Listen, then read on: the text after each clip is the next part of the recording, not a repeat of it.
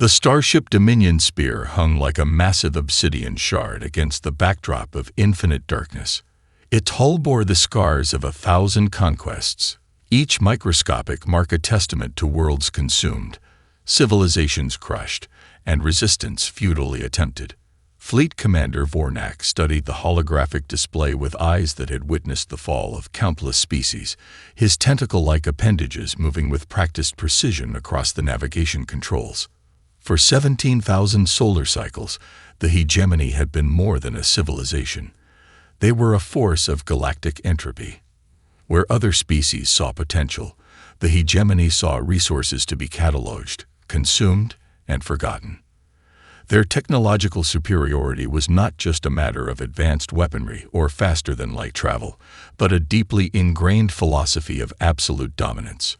The ship's xenorchival database scrolled with a haunting efficiency. Planet after planet, civilization after civilization, all reduced to statistical entries. Some resisted for weeks, others for mere hours. The outcome was always the same. The hegemony's computational models predicted outcomes with such mathematical precision that resistance had become a statistical anomaly, a quaint concept relegated to historical archives. Deep within the ship's central processing chamber, quantum algorithms churned through preliminary data about the newly detected planet, Earth. Initial scans painted a familiar picture. A young species barely reaching beyond its own moon, riddled with internal conflicts, technological disparities between regions, and a global ecosystem teetering on the brink of environmental collapse. Classic indicators of an imminent conquest. Senior analyst Krelix compiled the standard pre-invasion report. The checklist was almost ritualistic at this point. Technological capability: minimal. Global unity: fragmented. Resource potential: moderate. Potential resistance factor: negligible. Another routine integration was about to begin. But something felt different this time. Buried within the mountains of data, microscopic anomalies began to emerge. Communication patterns that defied traditional predictive models. Complex information networks that seemed to operate with a fluidity impossible to categorize. Cultural exchanges happening at speeds and through methods the hegemony's most advanced analysis systems struggled to comprehend. Vornak noticed Krelix's momentary hesitation, a rare occurrence for a species known for emotional suppression. "Report," he commanded, the universal translator rendering his complex clicks and vibrations into a sterile command. "Commander," Krelix responded, "the human data streams. They demonstrate an unprecedented adaptive complexity. Our standard integration protocols may require modification." Such a statement would have been grounds for immediate disciplinary recalibration in any previous mission. But something in the data suggested this was different. This was not just another world to be conquered. This was something else entirely. Unbeknownst to the hegemony fleet, millions of kilometers away, humanity was already preparing, not with traditional weapons or unified military forces, but through a network of shared information, collaborative problem-solving, and a spirit of defiance that no computational model could accurately predict. The shadows of conquest were gathering. But for the first time in millennia, the outcome was not certain. Earth waited. The hegemony approached, and the galaxy held its breath. Captain Zarak of the hegemony's Quantum Reconnaissance Division stared at the communication logs with a mixture of confusion and growing unease. The initial contact with Earth had deviated so drastically from every first encounter protocol that the senior xenological analysts were borderline hysterical. The first transmission had arrived not as a panicked plea or a formal diplomatic communication, but as a complex series of memes, mathematical equations, and what appeared to be an elaborate joke about cats wearing business suits. Linguistic algorithms struggled to parse the meaning, generating reports that seemed more like abstract art than intelligible communication. Lieutenant Crix, the ship's primary communication specialist, attempted to make sense of the human response. "They're not following any known first contact communication paradigm," he reported, his bioluminescent skin flickering with agitation. Our standard translation matrices are completely ineffective. What made the situation even more perplexing was the humans' apparent lack of unified response. Instead of a single, coordinated planetary communication, the hegemony intercepted thousands of simultaneous messages. Social media platforms buzzed with a cacophony of reactions. Some humans seemed terrified, others excited, and an alarming number appeared to be treating the potential alien invasion as an opportunity for internet humor. A viral video caught the attention of the bridge crew. It showed a group of humans gathered in what appeared to be an academic setting, enthusiastically discussing the potential alien arrival. Rather than fear, they displayed an almost childlike excitement about first contact. One researcher, a woman with wild hair and an oversized sweater, was actively creating mathematical models attempting to predict alien communication patterns. "They're treating this like a scientific opportunity," Zorak muttered, reviewing the footage. "Not a potential existential threat." The complexity of human communication networks defied all hegemony predictive models. Traditional invasion strategies relied on identifying and neutralizing central command structures. But humans seemed to operate on a completely different principle, a decentralized, rapidly adapting network that shifted and changed faster than any tracking system could comprehend. Most alarming was the humans' technological ecosystem. Preliminary scans showed a planet in technological adolescence, with massive disparities in technological access. Yet, somehow, this seemed to be a strength rather than a weakness. A community of amateur programmers in India could instantly collaborate with a research team in Brazil.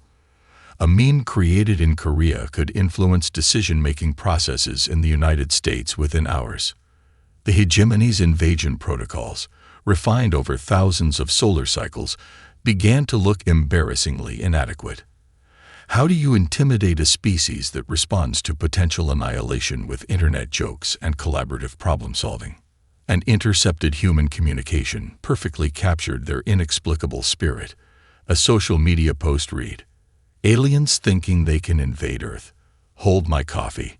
We've been preparing for this in video games for decades."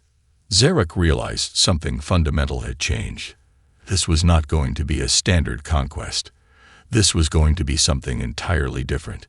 The shadows of the hegemony's arrival lengthened over Earth, but for the first time in millennia, the invaders were the ones who felt uncertain. The first hegemony assault wave arrived with the surgical precision of 1,000 automated combat platforms. Sleek, obsidian-like vessels descended through Earth's atmosphere, their weapon systems calibrated to neutralize any potential resistance within microseconds. Standard protocol predicted total planetary submission within 6 standard galactic hours.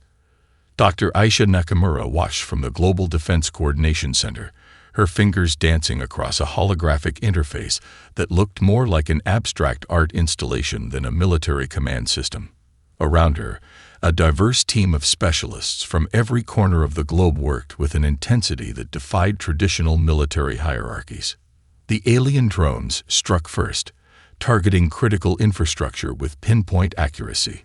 Power grids, communication towers, transportation networks, all the typical vulnerabilities that had led to the quick collapse of countless civilizations before Earth. But something extraordinary happened. Within moments of the first attack, the targeted systems began to reshape themselves.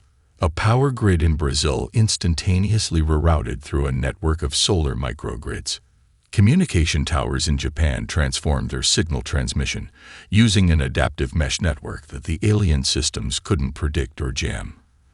Transportation networks became living, breathing entities, autonomous vehicles redirecting themselves, creating new routes faster than the invaders could track. They're treating the entire planet like a massive, self-healing organism, Lieutenant Commander Rodriguez muttered, watching the real-time defensive adaptations. A captured hegemony combat drone became the perfect illustration of human ingenuity. Instead of being a trophy of technological superiority, it was rapidly disassembled by a team of engineers, makers, and hackers from a Discord channel. Within hours, its advanced quantum processors were repurposed, its weapon systems transformed into communication amplifiers, its very existence turned into a weapon against its creators. Social media became an unexpected front in the conflict. Memes about alien invasion spread faster than the invaders' communication networks could process. Each joke, each shared piece of creative content, contained layers of strategic information. Crowdsourced analysis platforms broke down alien technology in real time, with amateur enthusiasts and professional researchers collaborating across global time zones. The hegemony's most advanced predictive algorithms began to falter. Their entire conquest strategy relied on a fundamental assumption that civilizations would respond to threat with fear, with centralized resistance, with predictable patterns of defense. Humanity did none of these things. A teenage programmer in Kenya developed an AI system that could predict and counter alien drone communication frequencies before the hegemony could complete their attack sequences. An indigenous environmental collective in the Amazon used traditional ecological knowledge to create adaptive camouflage techniques that confused the invaders' most advanced sensor systems. Commander Zarak of the hegemony fleet watched in growing horror as their meticulously planned invasion transformed into something entirely unprecedented. Humanity wasn't just resisting, they were reimagining the very concept of conflict. "This is impossible," Krillix, the senior analyst, whispered. The computational models, developed over millennia of galactic conquest, were falling apart in real time. The first wave of invasion wasn't just failing. It was being systematically transformed, its own technology turned against it by a species that seemed to operate on a completely different logic of existence. Earth was not just defending itself, it was learning, adapting, evolving, faster than any civilization the hegemony had ever encountered. The war room beneath the United Nations headquarters looked nothing like any strategic command center in human history. Gone were the rigid hierarchies and nationalist divisions. Instead, a living, breathing network of humanity's brightest minds worked in a state of near telepathic collaboration. Dr. Maria Santos, a Brazilian climate engineer, sat next to Akira Tanaka, a Japanese robotics expert. To her left, Dr. Kwame Osei from Ghana reviewed quantum communication protocols with a Native American blockchain developer from New Mexico. Behind them, a wall of screens displayed a real-time global network of resistance, each screen a window into humanity's collective defense. The hegemony had always conquered by isolating and fragmenting. But humanity was doing something entirely different. Cultural differences became strengths, with each unique perspective adding a layer of complexity to their defensive strategy. An indigenous knowledge keeper from the Amazon rainforest discovered that traditional camouflage techniques used for centuries could disrupt alien sensor technologies in ways no modern military system had conceived. A group of neurodivergent programmers developed communication algorithms that mimicked the complex, non-linear thinking patterns of ecological systems. "We're not just fighting," Dr. Santos explained to the global coordination team. "We're reimagining the entire concept of resistance." The global response defied every known military strategic model. Silicon Valley tech companies shared critical infrastructure defense protocols with Cuban bioengineers. Open-source platforms became more valuable than classified military networks. A teenager in Kenya could develop a critical communication algorithm that would be integrated into global defense systems within hours. Cultural exchange became a weapon more powerful than any traditional military technology. The arts played a crucial role. Musicians created sound frequencies that interfered with alien communication systems. Game designers developed predictive models that outperformed military intelligence algorithms. Poets and linguists decoded alien communication patterns faster than dedicated computational systems. Indigenous communities brought knowledge that modern technology had previously dismissed. The Inuits' understanding of adaptive survival in extreme conditions informed new approaches to resource management during the invasion. Australian Aboriginal tracking techniques were integrated into global sensor networks, providing insights that satellite technology could never capture. A remarkable moment came when a collaborative platform developed by a collective of global universities created a distributed intelligence system. It wasn't a centralized AI, but a living network that adapted and learned faster than any single computational system could process. The hegemony's attempts to isolate or overwhelm human communication networks became increasingly futile. "We're not a single species anymore," Dr. Tanaka observed. "We're becoming something else entirely." The invasion had transformed humanity. National borders became meaningless. Cultural differences transformed from potential weaknesses into a complex, adaptive strength. Each community, each individual became a critical node in a global defense network that was more organic than mechanical. Traditional military strategists would have called it chaos, but it was something far more profound, a new form of collective intelligence that the hegemony had never encountered. From the frozen research stations of Antarctica to the dense urban centers of Asia, from the remote villages of Africa to the technological hubs of North America, humanity was writing a new chapter of existence. They weren't just resisting invasion. They were redefining the very concept of intelligence, cooperation, and survival. The global crucible was heating up, and humanity was becoming something unprecedented. The breakthrough came from the most unexpected collaboration. Dr. Elena Rodriguez, a quantum physicist with a background in experimental music, sat in a converted warehouse that served as the global innovation nexus. Surrounding her was a team that defied every conventional approach to problem solving. To her left, Marcus Chen, a neurodivergent game designer, manipulated holographic interfaces with an intuition that seemed to blur the lines between programming and performance art. Beside him, Dr. Amara Okonkwo, a Nigerian environmental engineer, worked on adaptive network algorithms inspired by root communication systems in tropical forests. In the corner, an elderly indigenous knowledge keeper from the Andes Mountains studied complex mathematical patterns that seemed to dance between traditional wisdom and cutting-edge quantum theory. They called their project the Adaptive Response Protocol, a system so fundamentally different from traditional technological approaches that it seemed to exist in multiple states of possibility simultaneously. The initial spark came during a late-night brainstorming session. Marcus had been playing a complex strategy game when he noticed how the game's adaptive AI responded to player strategies.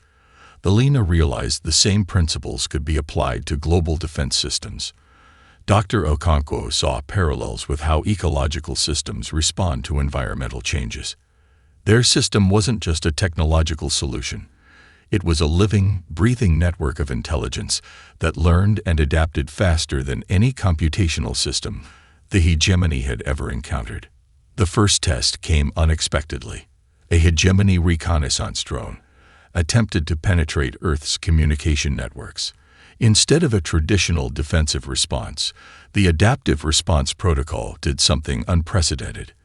It didn't just block the invasion, it began to communicate. Complex mathematical sequences, artistic representations, fragments of human cultural expressions. The response was so utterly alien to the hegemony's understanding that their most advanced translation systems began to break down. The drone didn't just fail to gather information. It became a conduit for a type of communication that defied everything the invaders understood about intelligence. "We're not fighting," Elena explained during a global briefing. "We're conversing in a language they've never encountered before." The protocol drew from multiple disciplines. Quantum mechanics provided the foundational mathematics. Ecological systems offered models of adaptive communication. Neural networks inspired by both human and animal cognitive processes created a framework of unprecedented complexity. A teenage programmer in Seoul contributed an algorithm inspired by improvisational jazz. An AI developed by a collective of neurodivergent researchers introduced communication patterns that mimicked the nonlinear thinking of complex neural networks. Indigenous mathematical traditions from around the world provided insights that Western computational models had never considered. The hegemony's most advanced analysis systems began to falter. Their entire approach to understanding intelligence was based on linear, predictable patterns. The adaptive response protocol was anything but predictable. During one critical moment, the system transformed a potential planetary communication blackout into a global artistic expression. Communication networks became conduits for collaborative creativity. What should have been a moment of vulnerability became a planetary statement of resilience and imagination. Marcus watched the system in action, a smile playing on his lips. "We're not just defending," he whispered. "We're evolving." The adaptive response protocol was more than a technological solution. It was humanity's declaration of a new form of intelligence, complex, adaptive, fundamentally unpredictable. The invasion was about to encounter something it could never have anticipated. The hegemony's psychological warfare protocols had been perfected over millennia. They had broken the spirit of countless civilizations, reducing proud species to compliant populations through carefully calibrated methods of intimidation, isolation, and systematic hope destruction. Their tactical algorithms could predict and neutralize resistance with mathematical precision. Then they encountered humanity. Deep within the hegemony's primary psychological analysis chamber, lead strategist Vornak watched the human response with growing incomprehension. Traditional intimidation tactics were not just failing, they were being transformed into something entirely unexpected. When the hegemony broadcast planetary ultimatums, humans responded with internet memes that went viral faster than official communications could be processed. Terrifying invasion scenarios were met with dark humor, collaborative art projects, and global live streams that turned potential apocalypse into a collective experience of defiance. A viral video captured the essence of human resilience. A group of street performers in Rio de Janeiro continued their daily routine as hegemony ships passed overhead, their music and dance a defiant celebration of life. In Tokyo, office workers created elaborate cosplay costumes based on the alien invaders, turning fear into creative expression. A community theater in Nairobi transformed the invasion narrative into an improvisational performance that was simultaneously a warning, a mockery, and an invitation to dialogue. The hegemony's most advanced psychological manipulation systems began to malfunction. Their algorithms were designed to identify and exploit fear, to isolate and divide. But humanity was doing something entirely different. They were transforming potential terror into a global, collaborative experience of resistance. Social media platforms became unexpected battlegrounds. For every terrifying invasion scenario, humans created thousands of creative responses. Musicians composed invasion soundtracks. Artists created elaborate alien invasion art installations. Comedians developed entire comedy routines about fighting extraterrestrial threats. Dr. Zora Martinez, a behavioral psychologist leading the global human response team, understood the fundamental difference. "They're trying to break our spirit," she explained during a global briefing. "But our spirit isn't something that can be broken. It's something that adapts, transforms, and grows stronger through challenges." The hegemony's communication interceptions revealed something unprecedented. Humans weren't just resisting. They were enjoying the resistance. Every alien attempt to intimidate was met with a wave of creativity, humor, and collective solidarity that the invaders found impossible to comprehend. In schools, children created alien invasion response plans that were more creative than any military strategy. Online gaming communities developed sophisticated invasion response simulations. University research teams turned the invasion into a massive, global interdisciplinary research project. Vornak watched in growing horror as their most sophisticated psychological warfare techniques were not just neutralized but transformed into sources of human strength. Each attempt to divide human populations only seemed to bring them closer together. Fear was being systematically replaced by a collective sense of possibility. "They're rewriting the entire concept of psychological warfare," the senior hegemony analyst muttered, watching systems designed to break civilizations become conduits for human creativity and connection. The invasion was no longer just a military conflict. It had become a profound psychological experiment, one that the hegemony was rapidly losing. Humanity wasn't just fighting. They were reimagining the very concept of resistance, turning potential destruction into an opportunity for unprecedented global connection. The news of Earth's resistance spread through the galactic communication networks like an unstoppable quantum wave. In dark corners of distant star systems, species long subjugated by the hegemony began to whisper a dangerous word: hope. The Interstellar Communication Relay, a massive network that connected thousands of civilizations, became flooded with fragments of human communication. Encrypted transmissions, artistic expressions, mathematical puzzles, and cultural artifacts that defied traditional diplomatic protocols began to circulate. On the methane-covered world of Zixtara, a population of silicon-based life forms watched recordings of human resistance with growing fascination. The compressed consciousness archives began to analyze every intercepted human transmission, finding layers of meaning that traditional computational systems could not comprehend. Elder Kroll of the Resonance Collective, a group of species that had survived multiple hegemony conquests, studied the human transmissions with a mixture of disbelief and growing excitement. They're not just resisting, Kroll noted to a gathering of elder representatives. They're rewriting the entire concept of resistance. Each intercepted human communication became a beacon of possibility. A street performance in Mumbai showing spontaneous community resistance, a mathematical proof developed during an alien attack, a collaborative art project that transformed fear into creativity. These were not just isolated incidents, they were a fundamental reimagining of existence. The hegemony's carefully constructed narrative of galactic dominance began to crumble. Subjugated species started to remember something they had long forgotten: their own capacity for innovation, creativity, and resistance.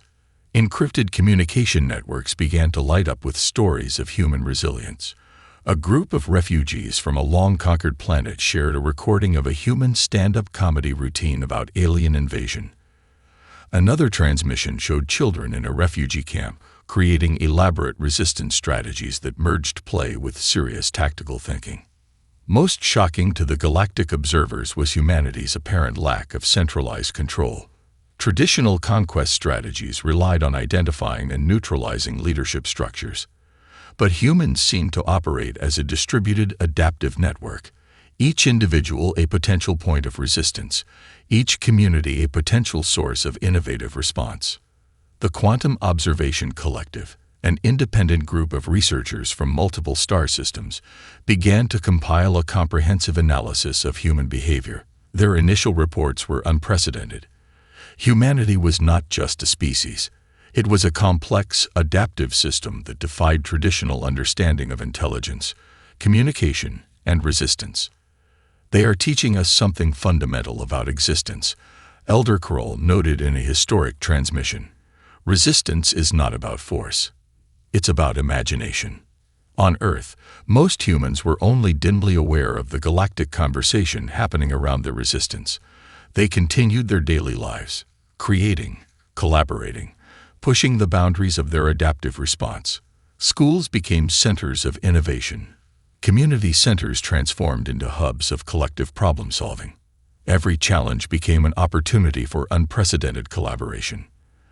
The hegemony watched in growing horror as their carefully constructed narrative of galactic domination began to unravel. This was more than a military conflict. This was a profound challenge to their entire understanding of civilization, intelligence, and potential. Somewhere in the vast darkness between stars, the first seeds of a new galactic understanding began to take root. Humanity had done more than resist an invasion. They had offered a radical new perspective on existence itself. The galaxy would never be the same. The final confrontation defied every known principle of interstellar conflict. No massive battle erupted. No apocalyptic weapon deployment occurred. Instead, humanity presented the hegemony with something far more devastating: a complete reimagining of existence. The moment arrived during what was supposed to be the hegemony's final planetary assault. Commander Vornak prepared what he believed would be the conclusive strike, a computational assault designed to overwhelm Earth's defensive networks. Instead, something extraordinary happened. As hegemony systems prepared to initiate their ultimate attack, they were met with a transmission that wasn't a weapon, a threat, or a defensive strategy. It was a collaborative artwork, a multidimensional communication that simultaneously functioned as mathematical proof, cultural expression, and philosophical inquiry. The transmission contained quantum, mathematical sequences that revealed fundamental flaws in the hegemony's computational models, musical compositions that encoded complex problem-solving algorithms, artistic representations that demonstrated nonlinear thinking, cultural narratives from every corner of human civilization, ecological system models that showed adaptive intelligence. Dr. Elena Rodriguez, lead coordinator of Earth's Global Response Team, understood the profound nature of their communication. "We're not just defending," she explained to her team. "We're offering an alternative." The hegemony's most advanced analysis systems began to fracture. Their entire understanding of intelligence, conflict, and civilization was being systematically dismantled, not through force, but through a radical demonstration of possibility. Fragments of human creativity began to penetrate the hegemony's core computational systems. A street performance from Mumbai, a mathematical proof developed by children, an indigenous storytelling technique that revealed complex ecological understanding. Each transmission was a weapon more powerful than any physical technology, a demonstration of adaptive, collaborative intelligence. Commander Vornak watched in growing comprehension. This wasn't a defeat. This was a profound transformation. The surrender, when it came, was unlike anything in galactic history. The hegemony didn't submit. They requested dialogue. They wanted to understand. A global team of humans, comprising scientists, artists, philosophers, indigenous knowledge keepers, children, and elders, prepared for the most important conversation in human history. They weren't preparing for negotiation. They were preparing to share a new way of understanding existence. The final transmission from the hegemony was simple: we wish to learn. Humanity's response was equally profound: we are willing to teach. In that moment, something fundamental changed in the galaxy. The concept of conquest dissolved, replaced by a potential for collaborative understanding that transcended previous limitations of intelligence, communication, and possibility. The invasion was over, but something far more important was just beginning. Dr. Rodriguez looked out over the Global Coordination Center, understanding that humanity had done more than defend itself. They had offered the galaxy a new way of existing, a model of intelligence that was adaptive, collaborative, and fundamentally creative. The stars seemed to shimmer with possibility. Humanity had not just survived. They had transformed the very concept of civilization.